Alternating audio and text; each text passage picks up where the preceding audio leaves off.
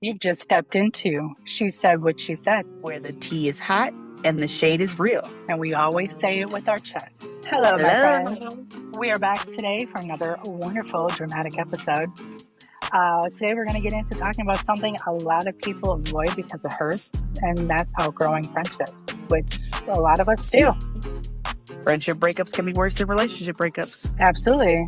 The ones that mean the world to us until they didn't. Exactly. Girl, this one hits deep because people think breakups are the only romantic relationships, but some of the hardest breakups come from friendships that fade apart. Yes, and we've definitely gone through some of that. Facts. Yes, especially the ones that you never thought would end. Like the person you texted everything to about your birthdays, your breakdowns, bad decisions, and you guys don't even text now. It's crazy. But see, here's the thing. Outgrowing a friendship doesn't always mean something bad has to happen. Sometimes you just, grow up. We evolve.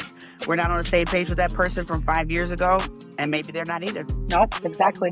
Growth doesn't always look the same. And I'm kind of happy when you're aged, for the most part. Most people mature. So sometimes your value shifts, your energy changes, what you tolerate changes, and then suddenly that connection that you thought you needed for years, it fades. Yeah. And then not even that. Other times, that friendship becomes fucking toxic. There's resentment, jealousy, passive aggression. We've all dealt with it. One-sided energy. You're putting in more than you're receiving. And then you keep trying to relive and revive something that's already gone. Exactly. Yes. You feel guilty for even thinking about letting them go because you've been around for so long. The length of time equals the amount of connection you're supposed to have with them, apparently. But not only that, we can talk about grief, and grief being in so many different ways. It can, like I said, be the loss of a parent, the loss of a grandparent, the loss of a family member in general, but it can also be the loss of a friendship. Because letting go of a friendship hurts in more ways than one. It's like mourning someone who's still alive, still out there, and just not in your life anymore. Yes, it's like one day they just fell off the face of the earth. And no one throws you a breakup party for a friendship. Unless your friend was also part of your girl group, and then you guys all have a party together. There's no closure talk. We need a talk dinner, nothing. Because sometimes the shit just fades, and that's okay. There's unanswered text messages, awkward interactions, silence, and then, shit that you just never saw coming. Worse, you did see it coming, but you wanted to ignore the red flags and the signs because you wanted to hold on to what history that you guys had. Wrong answer. It is the hardest part, though, honestly, because you don't miss them today, you miss who they used to be, especially if you had a friendship that was so long over time. And what they used to be, what y'all used to be together. Because, letting go doesn't always mean that you have to hate them. It doesn't mean that you want to wish them any harm. It just means that you are now focusing on yourself and choosing yourself. And honestly, it's a good act of self-respect. That's what they say. You can love somebody from a distance, and you can be grateful for all the memories that you guys had together. But I don't know. You just need to keep that current version of that friendship to yourself because it no longer serves you. Not only that, it's about accepting that not everyone is meant to go with you in every step of the way, every level of your life. And it's not like you're it's not like you're throwing shade to them. You're creating a peace of mind and a piece of space. Yeah. Say that. Real love doesn't last forever, okay? But it does leave an imprint, and that's enough. That you can catch yourself replaying old memories, wondering if you could have done more. You start to question yourself if you were the one that outgrew them or you pretty much just gave up. And then you realize both of those can be true, whether you choose to accept it or not. But some friendships don't always have to end with a bang. They just fade away. And sometimes that fading hurts more.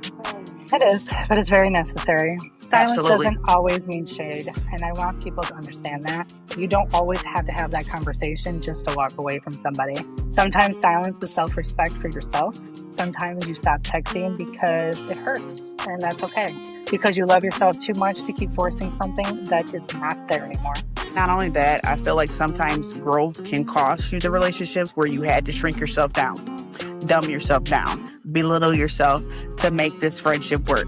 But friendships can also be built on old versions of you that you have now grown out of. The people who love the unhealed you, toxic.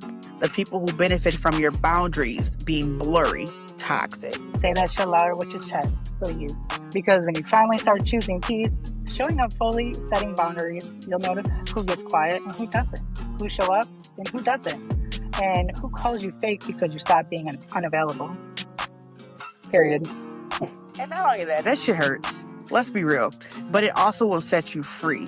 The peace of mind that comes with it. You're not walking away from being petty. You're walking away because you're healed and you can't breathe in those stale spaces anymore. You can also wish them well and still walk the fuck away. You can honor the memories and still protect your fucking peace. Just know that not every connection is meant to last forever, and that some are just meant to teach you how to love, lose, and level up. Goodbye. All right, we're going to do some rapid fire. Are you ready? Shit, all right. You're going to finish the sentence. A friendship isn't real if they can't survive the truth or boundaries. You know it's time to let go when you feel drained, not fulfilled every time you talk to them. Grieving a friendship means you've honored it even though it ended.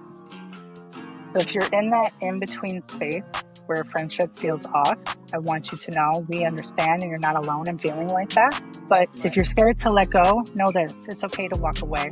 It doesn't fit your mold anymore, okay? Even if it once felt like home. And not only that, even if you are grieving a friendship right now, take your time.